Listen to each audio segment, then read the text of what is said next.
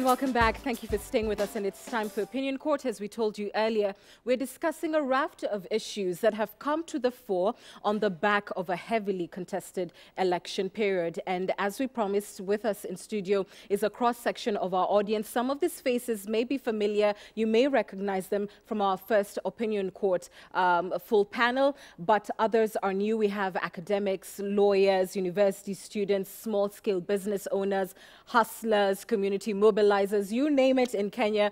We have them here in studio to share their views with us. And as always, I want to start with you, Prof. Tonight we begin on the note of the environment of exclusion and marginalization, which has been spoken about a great deal during this electioneering period. Is it just, political, posturing, or is there something substantial to it that exists past our election period? And thank you very much. There is everything substantial about this talk about inclusivity, patriotism, nationhood. All these things are relevant. And there is a reason for that. And to find out why it is like this, you go back 5 decades ago. Over 5 decades ago, this country had a lot of hopes. To be specific, in 1963, it talked about the same things we are talking about today: nationhood, inclusivity, patriotism. And we knew that all these things will spur development in our country. Now, 5.5 decades later, we don't seem to have achieved much. Politicians have, especially the political class, have been talking about these things, but they give a lot of lip service to it. When it comes to practice, they do very, very little to live to the expectations of our hopes in 1963. Now we are here. We know that the political class has completely failed us with regard to inclusivity, with regard to patriotism, with regard to nationhood. Our time has come when we tell the politicians to take the back seat and leave us take the politicians through this and tell them the way to go. And that's why we're here on Opinion Court. I think we have done some things which are right, but with regard to nationhood, with regard to inclusivity, there's still a lot of work to be done, and which we have not done well. Every election, these issues come up. Successive governments talk about these issues. In the bus, in the streets, we talk about them. But when it comes to implementing the practical parts of these issues, we do very little. Our nation cannot continue to thrive like this. We must now address inclusivity, we must address patriotism, we must address nationhood. Okay. That is where we are, and the debate should begin from there. And so it does. So who in my audience here feels that inclusivity is a major problem in our country? You can show me by a show of hands. You feel that there's a problem with inclusivity. All right, I'll start with the lady in the blue. Introduce yourself and tell us how it is a problem. My name is Rita. I'm a Kenyan citizen. I think in the issue of inclusivity, then you have to know, how does everyone feel more or less Kenyan compared to the next person? Mm-hmm. And that's the question that we have, that's the mirror that we all have to look at. Is it the national anthem? Is it the presidency? Is that why the presidency is most important? Mm-hmm. Is it title deeds, that if you don't have a title deed, you're not Kenyan? Mm-hmm. Is it the food we eat, which, by the way, we have a horrible food culture, but is that it? Is it the music? Because we don't even have a Kenyan beat. Mm-hmm. Is it I saw the band he's wearing, for example, just show it. Yeah, I love that thing until some political party took it, and then I don't love it anymore. Is that what being Kenyan is? Like, we have to define what is being Kenyan for you. Yeah, what is being Kenyan for you? Well, for me, it's a lot of things, but it starts with national values, national identity. What am I passionate about? What is it that when I hear, I feel like I belong? It cannot be the boundaries. Do you feel you do not belong? There are some countries I love more than. I love Cape Town, for example, because it's beautiful, it's intentional, the environment looks good, the economy works, the entertainment works. So the places that I love Nigeria for the food. I eat more there than I eat here. But do you love Kenya? Do you feel you belong to Kenya? I feel like I can explore options. Okay. Yeah. That is something. I want to go again to others who feel that there's an issue of exclusivity. Or rather, a lack of inclusivity? The lady in the burgundy at the front. Okay, thank you so much, Anne. My name is Stacy Chepkemoi. I come from Bomet County. When we talk about inclusivity, I think it goes back to 1963, when we had not attained independence as a country. We were together, we were united. But through 20 years or 10 years, 30 years from that time, politicians started, like the politics came in. People started vying for elective positions. When the constitution was made, we needed to have an MP, we need to have a governor or whatever positions that came in. So you see, when the politicians themselves started wanting to push their selfish political interests, is when now that inclusivity and the nationhood started to die. And it's the politicians who kill it, because they want their selfish agenda to be addressed. So they no longer look at the agenda of the people they want to represent. Okay, just the final question on exclusion before I go to our governance expert. Who feels excluded and why? Give the why. Why do you feel? I'll come to you, Miss. Sir, you introduce yourself. Do you feel excluded and why? What makes you feel excluded? Well, my name is Kitipa Olanekomi. I come from Narok. And I'm a pastoralist. And I feel excluded because, like everyone I've said before, this country doesn't have we don't have a table, not like all of us don't have a chance to get into government or to lead this country. And am I excluded? Why? Because when decisions on policy are made, I don't think I'm represented at that table, at the highest level. And I don't even have a chance that in the next 50 years, I'll be there. Let's go to Laikipia. Why is government, why are police shooting cows in Laikipias? Is it because we don't have our own who sit at the security?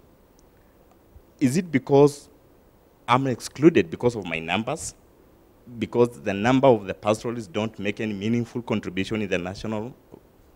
So I feel excluded because my resources are not included. The resources that I rely on are not protected. Why? I don't understand. So without seeing someone from your community in a significant position in government, you feel your voice is not at the table. Is that right? I think that's the reality of the new Kenya. We go to face it. Okay. And yet we know government as structured, if you're talking about top tier of government, can only accommodate so many. So let's pause on that and we'll return to it when we talk about how we are structuring our governance. Marilyn Kamuru is an expert on governance. How have we marginalized certain groups in 2017? And it was really interesting to hear you because when you explained the exclusion, you spoke about pastoralism and you spoke about the people. But the other way in which I think people are excluded is the voice, because it wouldn't need to be a pastoralist who would represent that view. It would need to be somebody who took you seriously as a Kenyan citizen with needs, right? So I think one of the issues that we have around exclusion, first of all, is what was implicit in our discussion was actually we're just talking about ethnicity. So we're not talking about, for instance, how able-bodied we are. Almost everybody in this room is able-bodied. We weren't talking about gender. There are 6 women in this audience today. More than half of Kenya's population are women. So the majority of Kenyan citizens today are women.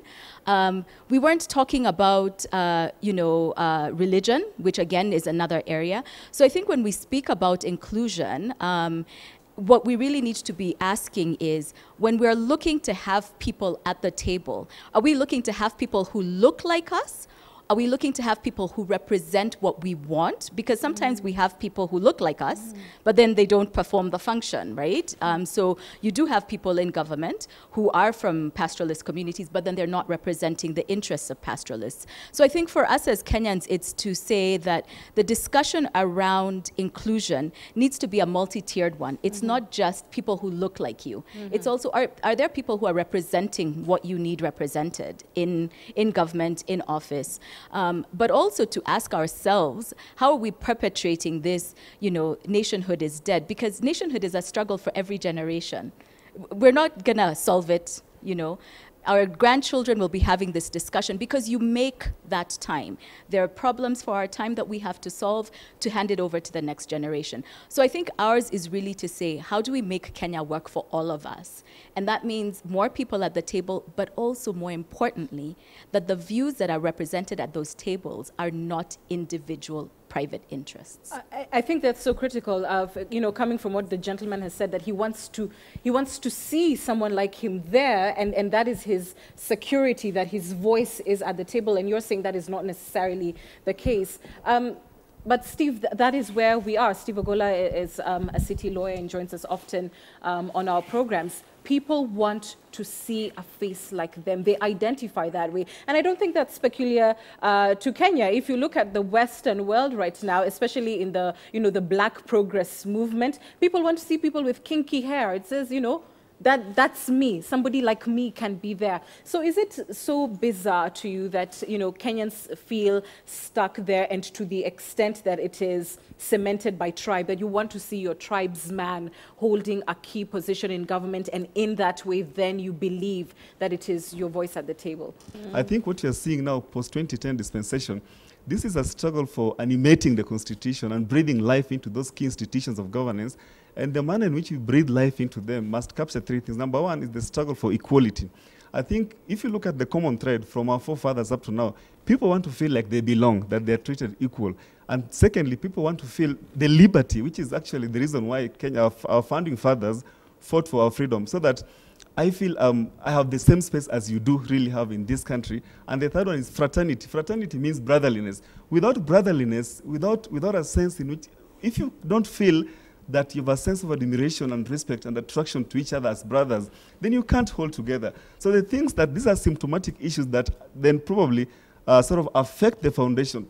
If our leaders and ourselves are able to capture that the struggle for development of this country, the promotion of the welfare and well-being of every Kenyan, is to ensure that each and every person is equal before the law and also has equal access to opportunities. You can't say that people are equal before the law, but when it comes to accessing opportunities, other people feel that they have a higher sense of entitlement than the others, or the others feel that they are demoralized and they don't belong. That certainly the country will not hold. Then the sense of liberty, people must feel like they can communicate, and that Kenya has really scored highly in that area. This is one of the countries that people speak their minds. In fact, and the conflict of ideas and also the contestation is a consequence of the liberties that we enjoy in this country. So I think if we frame those issues around liberty, equality, and fraternity, we may as well capture where we are going as a nation. Fair enough. But in response to my question, then I hear you saying, what I can deduce from what you've said is that it is not bizarre that people want to see themselves there. That is happening the world over. But you brought up the issue of certain people feeling entitled, especially when it comes to distribution and access to resources, opposition, etc. And I want to kick off the next phase of our conversation from that point. So you've heard it. It's become, in some ways, a political slogan. You'll hear certain, sides of the political divide saying, we're not visitors in Kenya. Kenya belongs to all of us, and we want to know that our voice matters. And if not, then comes in the secession debate. Then we'll go where we believe, our voice matters. So let's begin from there. Anybody who feels that there are, in fact, groups that act entitled, and this is more of a qualitative thing. So I'd like us to really try and put the finger on it. In what ways do you feel certain people act entitled? Anyone? Let's start with Patrick at the back. I think that there is one group in particular that not only acts, but is very entitled. And I think this is your political elite. And I think the way Kenya is structured, it is essentially based on their interest or the interest of everybody else.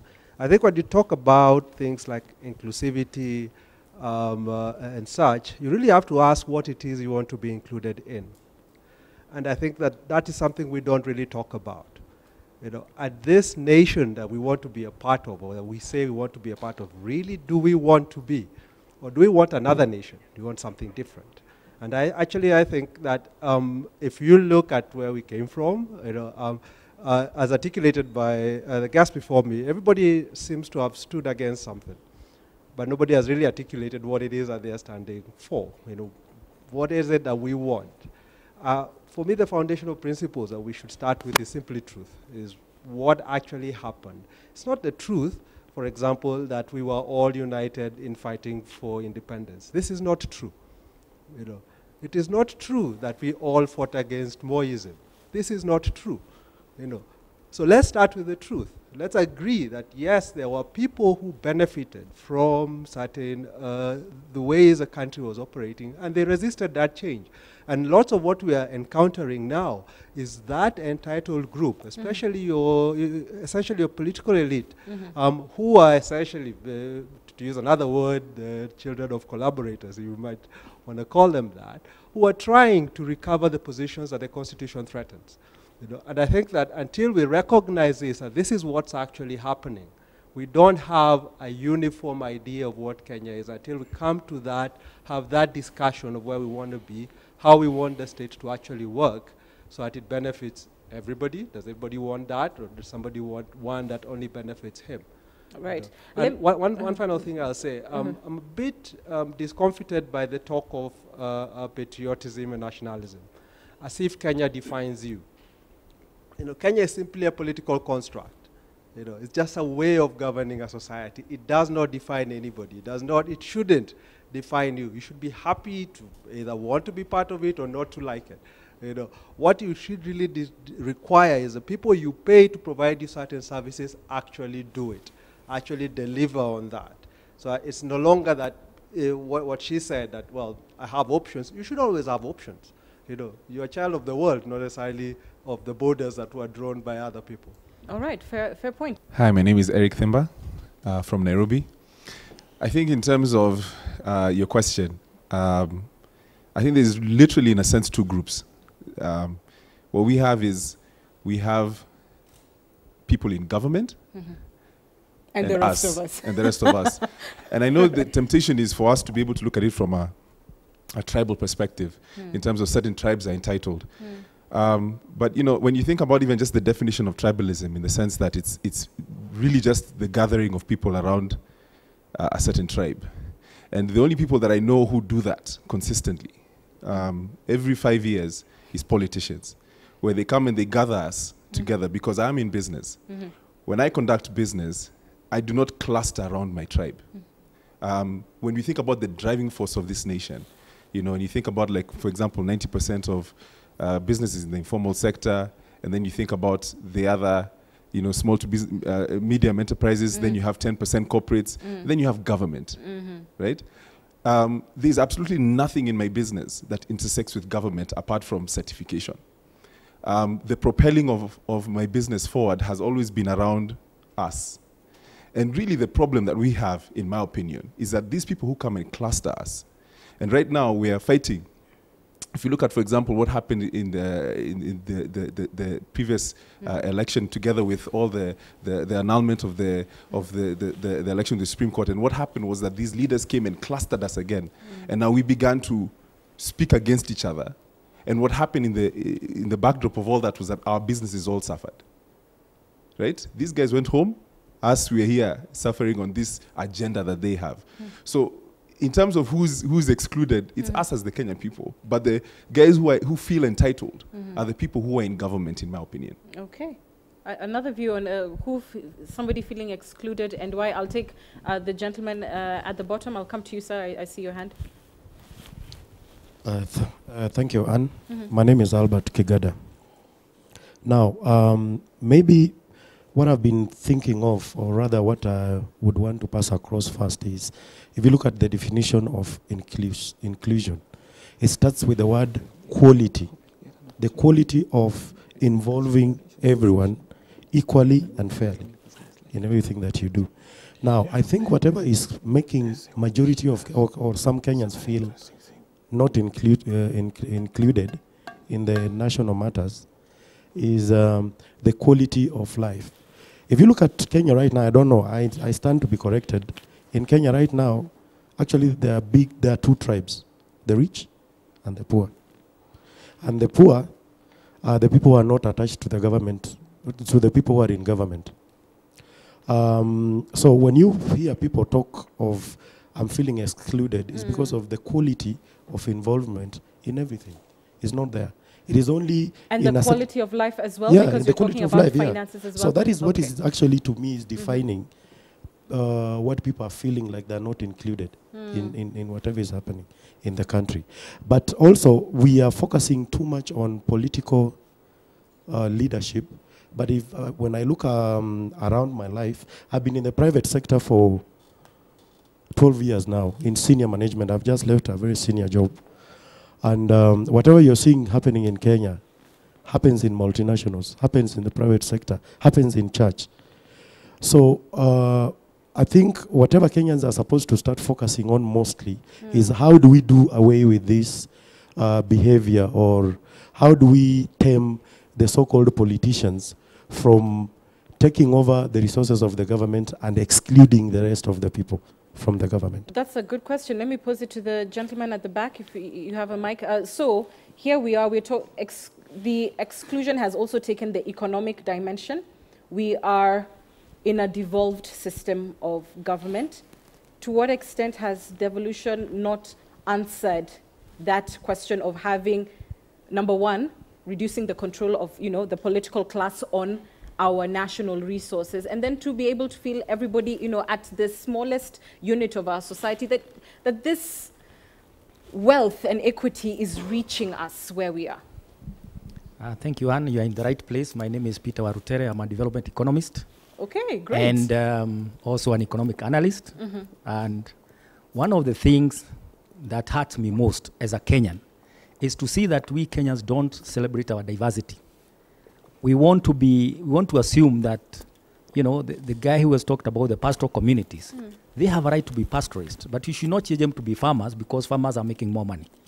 They have a right to remain as pastoralists, and what we should do is support their economy as pastoralists so that they can make it, make a living out of that economy. Right. The question we have here, the politics that we have seen in Kenya, is one that has excluded some people, especially when we come to the economic opportunities. I think we have made a lot of progress in political inclusion because we have a lot of political debate, we have a lot of people participating in civic activities, but the missing link is where that politics interacts with the economy. And that's where the problem is. And so devolution, that we have a lot of people who are poor, they do not see opportunities, they have sometimes, they have the foundations of making a living, but they don't use those opportunities.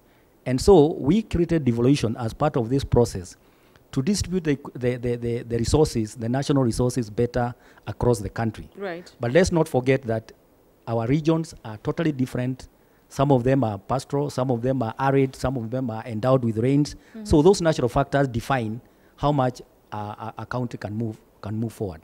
But at the same time, this problem of political leadership has crept into the counties. That in the last 5 years, what we have seen is that there are so many counties now facing audit queries. You hear about 2 billion, which was supposed to go to the people, has been stolen. This is money that should have been put in public service delivery in the counties, but it has not been put into any useful activities. So the people continue to suffer, not because the government is not trying to distribute resources correctly, but even those who get into power through, claiming that I'll be the best manager, but when I get to power, I forget about the people. And the resources that are put into my disposal are mine, so I do the things that I want to do. You hear that, they're spending 2-point-something billion on travel. I don't think those activities should happen in this day and age. Okay, so there's a corruption. Corruption is big, even in fact now corruption has been evolved. It is in the counties. So corruption perpetuates that culture of inequality, and it keeps resources at a certain place. People are hurt by what they've heard. Some of it has been from their political leaders, and then it has been, cascaded down to, everyday followers. And, on the same question of exclusion, we belong, we are better, and all of that. And when it has reached the kind of crescendo that we are at, how do you climb down from it? Especially if you're saying the change is going to happen with everyday people. Let's not even wait for the politicians to get this gravy train on track. It's going to happen with us. How do you face the person who just the other day you were engaged in a brawl with over politics and made them feel excluded, and now you're saying, okay, perhaps I am wrong? How do we climb down? One of the ways to climb down, I think, is to own up and acknowledge the fact that we have fallen so low as a people. Just coming to what Raphael has said concerning our politicians, the politicians that we are blaming and complaining about, we are the ones who put them there. And there is something in us that they attract. When we say they are the ones who group us and cluster us in tribes, it's because we have that tribal inclination that allows them to be able to cluster us in tribes. And so they are attracting something that is already in us. And so that's why we need to sanitize our politics and begin to change the way we choose our leaders, the values. We should not choose our leaders based on they come from where I come from, but we begin to choose our leaders based on values that they stand for. And so until we come to a place as a nation, we acknowledge that we have a problem, we cannot be able to solve that problem. And one of the problems we need to acknowledge is that tribalism is not just with the politicians. It has come down to us. We actually are the ones who are perpetuating it, and we must own that reality so that we can begin to change that reality and begin to realize that why am I thinking that I am superior or I am entitled over my brother? What makes me think that? God created us equal. I normally say, from the Christian perspective, we are all equal at the foot of the cross. So God created us equal. Every human being has inherent worth and dignity. And there is no basis for me to be able to discriminate against another based on the language they speak, the color of their skin, the gender they have, their gender. You know, I can't discriminate based on anything of those lines, because I recognize that everybody has inherent worth and they deserve my honor, my respect, and we belong to this nation. When we talk about patriotism, when our runners are out there and they win gold, we have shared pride. Tribalism doesn't come there because we identify with the success that we see out there. And so once we acknowledge that we have this problem, we begin to find our identity in the fact that we are one people. You know, within the borders of our country, we are one people. Yes, we speak different languages, but we are one people, and we begin to love. Hate is a luxury we cannot afford. We must refuse negative ethnicity. We must refuse to allow the politicians to whip our tribal, emotions. We must refuse, all these things that are negative that cause us to be, to be able to hate one another. Okay, and we're running out of time and we're in the closing moments of the show, but I want to just focus on this section a little bit. Perhaps, yes, I see all your hands, but I want to start with the gentleman right across from me. So, whoever emerges winner when this whole election cycle is over will have a very difficult challenge of bringing the nation together. We can only assume that both men who are, the front runners in this race want to lead all of Kenya within its boundaries. And yet, there are people who are saying they're not comfortable in this arrangement anymore. In your own words, how do you think the next leader of the nation can bring the nation together? Thank you, Anne. My name is Aden Golicha from Isiolo. The next leader who is going to take over, whoever he is, he should be a symbol of national unity. He should shun the political inclination that catapulted him to power. He should shun the tribal numbers or if I may say, the majority he has in the house. So he should be somebody who looks at values of each and every tribe, because basically in Kenya what we only have two tribes, which is the rich and the poor. You should stop inclining towards the rich, because what has really happened in recent past, as much as you are poor, when you go to that level of leadership, you become part of the tribe of the rich. That's an interesting viewpoint. Yes, the gentleman at the far end, I see your hand at the back. I'll try and come round to, I see all those hands. I'm going to try and come round. Briefly, sir, the person who ends up leading the republic, how do they bring us together when we're so far apart? I think my name is Francis Karubu. I'm a strategy consultant. And I think that whichever way the Supreme Court rules, I think whoever ends up leading this country will not cannot run away from the question of inclusivity, the question of bringing Kenyans together. But the thing is, we have put too much currency, because if you look at how the society is made up, you know, the construct of the society, we have politics, we have economics, and we have our social, things that make us a society. Right. But the thing is, and I think it's a question of national discipline.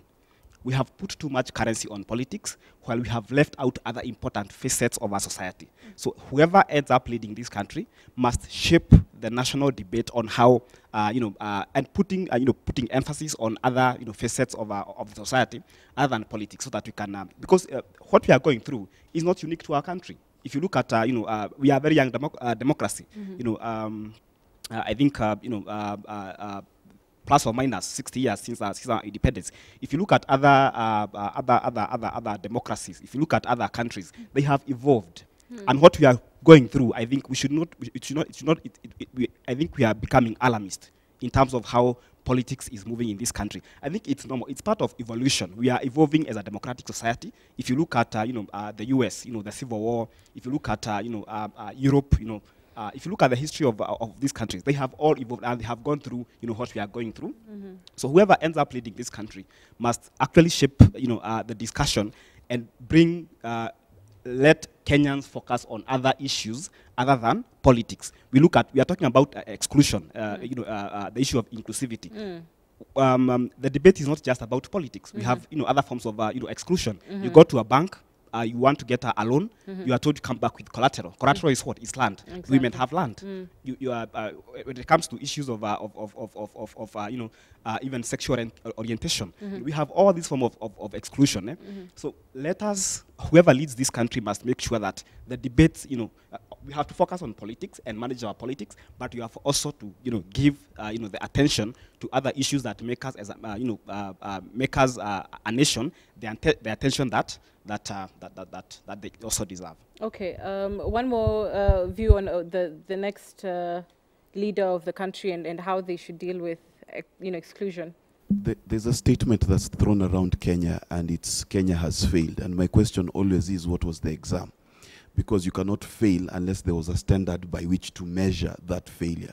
And that, in that statement alone, is the reason why we failed as a state. We include Kenya in statements like a cake. That means it's something to take away from.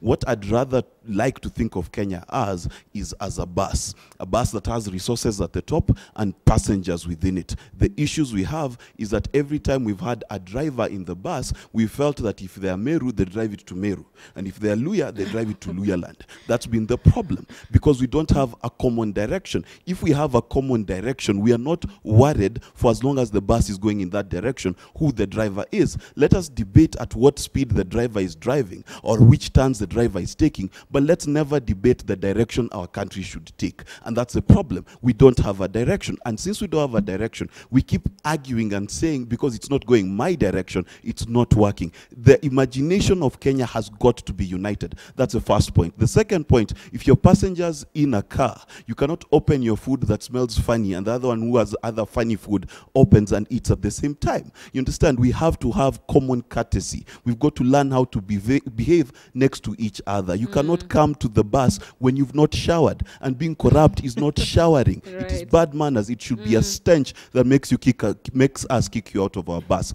So the reality of the matter is Kenya needs a direction. It needs discipline within that bus. We need to change the drivers as often as they are tired, because you cannot drive for a long time, and then we need to have discipline within that, right? Okay, the gentleman at the back, and I see our 19-year-old guest from last week is still with us. I'll get you for comment. As we wind up now, so there is a a resistance movement that has been launched by the NASA section of politics. Their resistance is based on many issues, but it's also part of a boycott of certain companies, etc. But beyond what the politicians want us to resist, I wonder if for you there are things that are clear that need to be resisted by everyday Kenyans, and what you think we should be resisting. I'm Stephen Okuta from Kenyatta University. Now, the first thing that we Kenyans must solve is the issue of the nations. We must first consolidate all the nations together and form one culture that defines all these nations together. Then number two, we should not allow the headless leaders or the academic bandits who controls us to other behaviors that are not comfortable to our nations. So it's high time we should get a dialogue to form a cultural pillar that is based on the common space for all of us, the resources, and the opportunity that will accommodate us all. The lady at the back, what do you think we ought to resist? My name's Susan Yamisi. I'm a business lady of Kenyatta Market. About resisting, me, I cannot talk about resisting. Mine is to say that our business has come down because of this politician. We are separately, actually, because if I can get a customer and she tells me that if you are a Luya, I cannot go to your stall, then that is a big problem. And these are the politicians who are taking us to that place, to that level. The politician, once they hate one another, once they talk, they announce, oh, this tribe, oh, this what and what, things like inciting Kenyans. Those are the things that make us, at the grassroots, to separate. I think what we should resist is corruption. We should resist tribalism. We should also, on corruption, we should also resist the devolution or the corruption that has gone down to the county level. It has been devolved. So that is one thing that we should resist, the devolving of corruption to the county level, whereby you find that corruption has gone so much that even the resources that we are given, we are not able to use it so that we can be included at the national level. My question then to two people, so you've already spoken, will be how you can feel, what would make you feel more Kenyan? What would make you proud to be Kenyan? What would make you feel at home in your own country that isn't happening right now? Now, this needs Solomonic wisdom. I think I'm just going to close my eyes and do this and see where it goes. Okay, the gentleman, you have the microphone, so go ahead. Yeah, I'm Isaiah. Please answer strictly the question posed to you, Isaiah. I'm Isaiah Omango. What makes me feel that I'm part of this country is that in relation to unemployment in this country, you find that at the county level, there's a number of untapped resources at the county level. So we need a government that is going to explore opportunities at the county level, even at the national level, so that young people can be involved in terms of development processes. Thank you. All right. Sir. It's Brian from Kenyatta University. So what will make me feel Kenyan is that diversity is what defines us as Kenyans. And now when the next leader gets, whoever will lead the country, for him to make me feel Kenyan is he will include economical. Let us not talk about political inclusivity. Let us talk about economical inclusivity, whereby pastoralism, farmers, let them feel they are part of Kenya. Be it whatever ethnic group you are from, let them feel Kenyan by including them in the economic. All right. You have 30 seconds, sir. What can make me feel more Kenyan is when Kenyans and I, starting with me, starts obeying the constitution and strict fidelity in the law, because most of the problems I have in this country is that people do not obey the law, the rule of law. That is why you can see people killing each other. That's why you can see political violence. That's why you can see people want to secede, because people cannot obey the constitution. And that ultimately affects each and every one of us. Okay. Of us. 30 seconds will make you feel more Kenyan. My name is Tirimba Nyabera from Nyandarua County. I'll feel more Kenyan when there is an ambulance that comes and gets that mama from the village and takes her to hospital. I'll feel more Kenyan when I see a plan for the next 5 years. There'll be a road, there'll be this and all that. We need equitability, we need change in society. And to feel more Kenyan is when I'll see Kenyan voters not taking bribes, but voting for people because of the ideologies that they are putting on the ground. That is when we'll have change. Okay, I have time for one more lady. What will make me feel more Kenyan is when the elections are conducted free and fairly. When I have the chance and time to elect my leaders, not being led by people who feel they have the power to lead me. I want to choose my own leaders who can lead me. And you want your vote respected? Yeah. What did you say? All right, and that's our time. I apologize if I was not able to get your views. That's the nature of a timed program, but I thank you all for coming and for articulating your positions on what makes you feel excluded, what can make you feel included. I think a lot of people, Prof, in the room saying that it can start with us. So you always have the final word. Somebody's going to end up leading this part mess, part okay, thing that we find ourselves in. How do they bring us all together? I think from the voices you have heard, Anne, there is need for reconstructing what Kenya is. We need to reconstruct the project Kenya.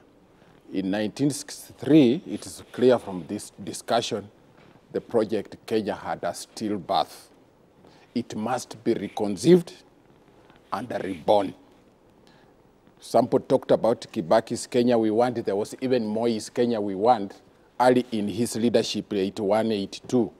But it seems we are doing circles. This is actually the responsibility of whoever is going to be the president of Kenya after the Supreme Court to usher in a program for reconstructing, reconstructing, and giving a birth to a new Kenya that we have all desired. Short of that, the secession debate is likely to gain more strength. Disaffection can continue, which is not good. Part of the reconstruction of Kenya should not be about secession, but about the things that we have had in this room. How best can we live together, share resources together, love each other, and make sure that we have common dreams. And that's what we want. It's so refreshing to hear your voices. That has consistently been our feedback. I'm truly thankful. I'm sorry if I couldn't get to you, but we appreciate what you've said, and the nation has heard you. Thank you for watching tonight. I'm Anne Kiguta. Good night, and God bless Kenya.